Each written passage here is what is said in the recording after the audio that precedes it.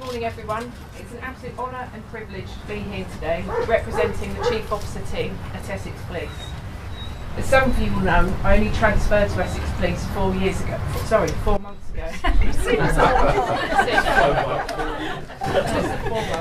So I'm still quite new to the force. But being Essex born and bred, I've been one of the many thousands of followers on Facebook and Twitter of Essex Police. And I've always noticed the pride that the force takes in recognising the contribution, commitment and achievement of colleagues. That, along with the great sense of family that runs throughout the force, has been one of the biggest things that struck me since arriving. And today's ceremony for our retired police dogs is such a great demonstration of how that goes beyond our officers and staff to our extended police family. In Essex, that doesn't just include special constables, active citizens and volunteer police cadets, but also our police dogs. And today, we're not only joined by those canine heroes, but also by their former handlers, puppy walkers, and in some cases, by their current owners. It's a great honour to welcome Lady Ruggles-Brise, Linda,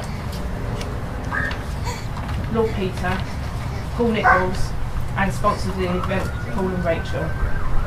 It's also a special honour today to welcome the family of PC Graham Reid. Welcome to you all, members of Essex Police family.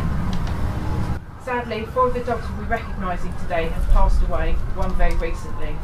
But today we will remember them, and I've been warned maybe shed a tear or two for them. Most importantly, today we will honour their service. It's not a very well kept secret what a huge fan I am of the dog section. Literally 8 days after arriving in force, one of my very first operational visits was to the police dog kennels in Standard.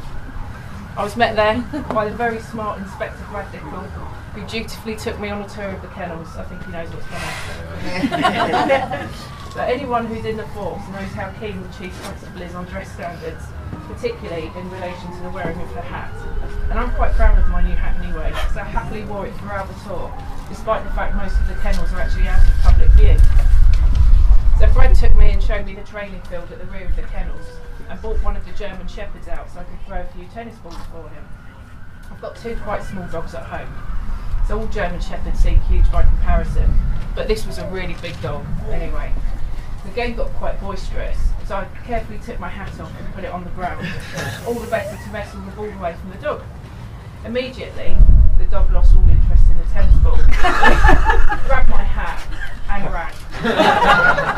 Now, don't get me wrong, I know the amount of training these dogs go through and the high standards they need to achieve and maintain. But could Brad get my hat back off that? I'll get my coat, yeah.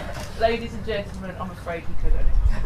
So a few minutes and various distraction techniques later, my hat was retrieved by a now very hot-bothered Inspector Dickel.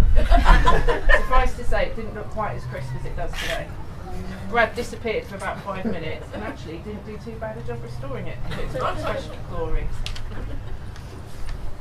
I mentioned about the family field to Essex Police a few minutes ago. And what that does mean is that news travels very fast around these parts. So by the time I've got back to headquarters from Sandon, the Chief Staff Officer, Claire, who happens to be married to an ex-dog handler, inquired about the welfare of my hat. And the legend of this encounter was then immortalised by the Chief Constable, including it in his weekly blog. So now, whenever I'm out and about and I see one of our dog handlers, I always get a joke made about my hat. Ladies and gentlemen, honoured guests, I won't delay the ceremony any longer, only to repeat my thanks for you all being here today to one of these special dogs who were born to love, trained to serve, and have been loyal to the end. Thank you.